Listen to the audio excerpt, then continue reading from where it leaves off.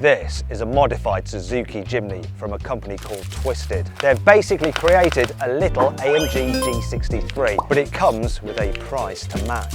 All in, this vehicle is £60,000. Now in this video I'm going to talk you through all the upgrades, and I'm also going to compare it to my standard Suzuki Jimny to find out if they're worth it and whether I should modify my Jimny to be like this one.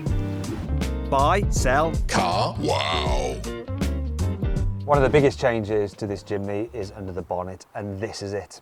As you can see, they've fitted a turbocharger. So what this does is increase the power of the 1.5 litre petrol engine. Normally it delivers 101 horsepower. Now though, you've got 165 horsepower. Also torques up from 130 newton meters to around 200 newton meters. You've still got the same 5-speed manual gearbox, and they haven't changed the final drive ratio, so you're probably not going to get much more top speed, but it should improve the acceleration quite a bit. And we're going to find out by how much a little later on in this video when I launch this car and compare it to my bog standard Jimny.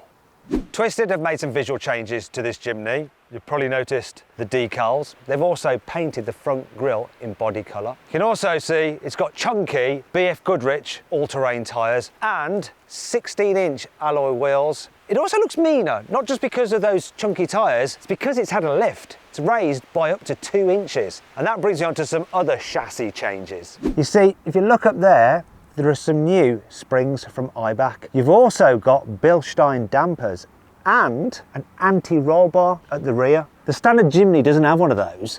Here on the inside there is a major change, and it's the fact that they have trimmed the cabin with lots of lovely fine feeling leather. Look on the dash up here, it really does just lift the entire cabin, especially in this two-tone effect, and it makes this car feel like a genuine little G-Wagon. There's even Alcantara headlining. It's lovely. It's not perfect though. You see some of the stitching is a little bit wonky, and over here on the doors as well. You can tell it's been done by hand. Something I'm a bit curious about are these dimples here.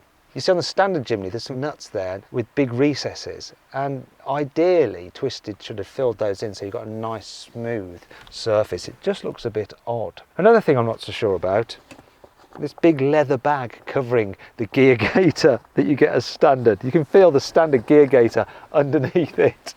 And then one final thing, the fact that this is the van version, so you have no back seats. It'd be much better if you had my Jimny and then converted it, because then you would have back seats. Also with my Jimny, because it's the SZ5 with the top of the range trim, you get the standard top of the range Suzuki infotainment system with Apple CarPlay and Android Auto. What Twisted have had to do is fit an aftermarket system, because normally this van-based Jimny has just a terrible little radio. It's not very good. And this system doesn't have Apple CarPlay nor Android Auto. So considering you're paying all that money and you're getting a stereo like that, it's not ideal. Though I'm sure for a little bit extra you can upgrade the infotainment system to one that you'd much rather have. But I've got to say, overall, sat in it, it really does bring about a huge change to what the Jimny feels like to sit in.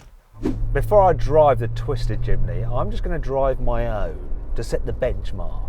This car is completely standard, well apart from a bunch of accessories which are official Suzuki accessories that were fitted to the car when I bought it, but they don't affect how it drives. So here we go. Not going to lie, the Jimny is rather on the road, but in some ways that is part of its charm. The way it's like really slow. That's like me flooring it in third. It's also noisy. The suspension is quite, well, lollopy and then also fidgety over bumps because you've got rigid axles on the front and the rear. The steering is, look at that. The car's not turning, it's more just rocking from side to side. Oh, I've got the stability control a little bit angry, and you don't really want to go around corners particularly quickly. It's the kind of car that you just move from A to B in, but it has an ability to move from A to B pretty much over any terrain, and that's the beauty of it. I like it for all its flaws, I really do. And it sort of gives me this sense of driving something slightly antiquated, something old-fashioned, like what driving was like back in the day. Back in the day before you had things like a decent infotainment system and LED headlights, which this does have. And those are things that you do really miss when you drive older cars. You like the involvement of them, but you lack those niceties that you need for modern life. I really love this car. I don't think I'll ever sell it, The question is though, would I modify it or swap it for something like the Twisted?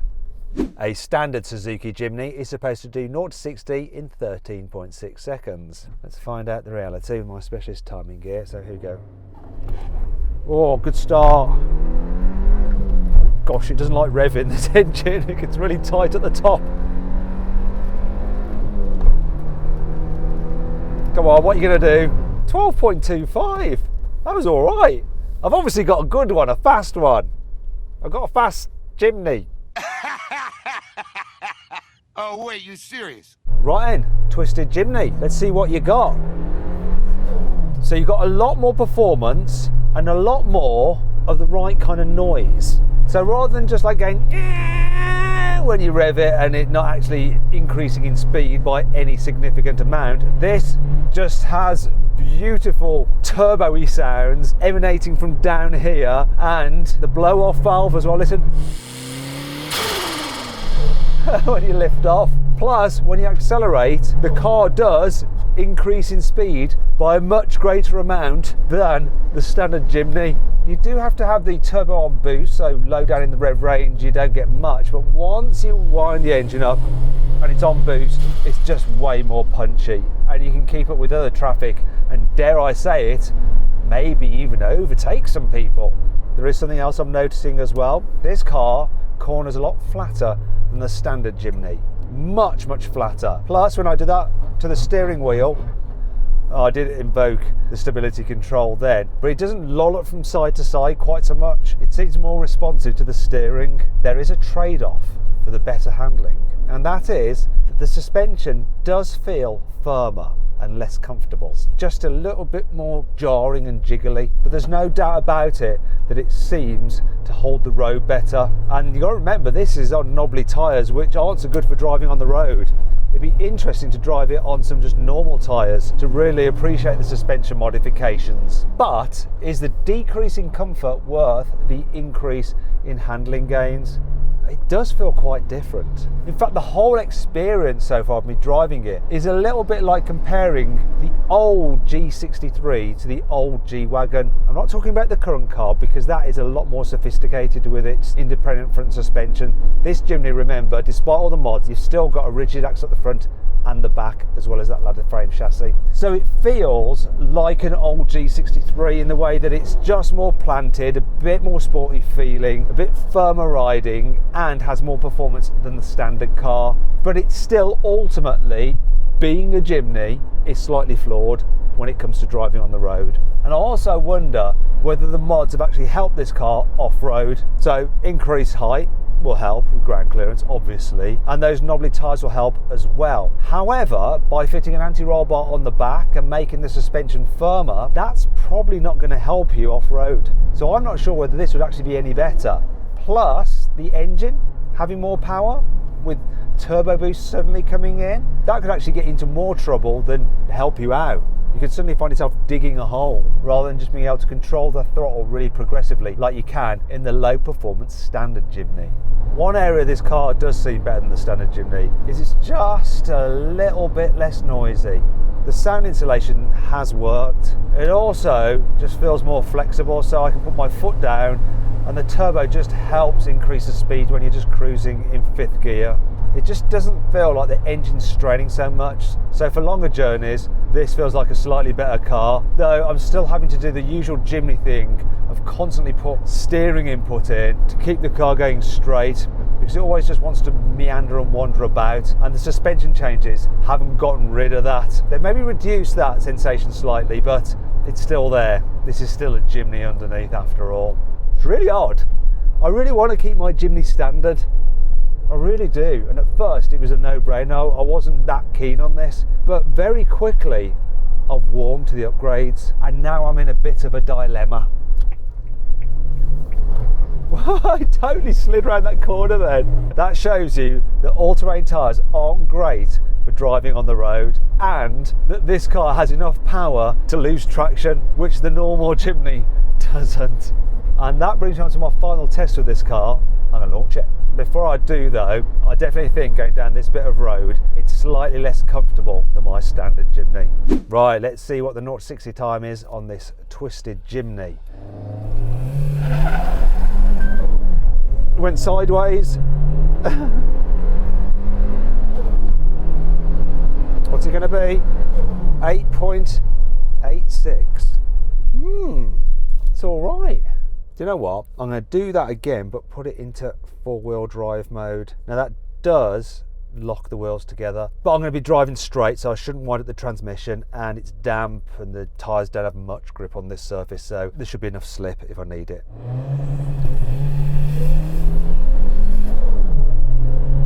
That was a better launch.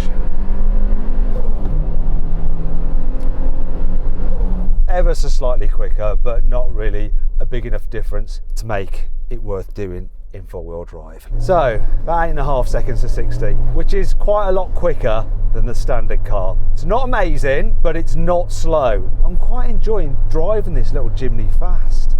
It feels quite good fun because you've got this crazy basic chassis and decent-ish performance. And there's actually something to be said for just hooning it about, because it's kind of a little bit leery and loose and a bit crazy, and it's definitely way more fun to drive on the road than a standard Jimny. So now I'm really confused. Should I get the performance upgrades done to my Jimny? In fact, should I get some of the rest of it done as well? Let me know in the comments.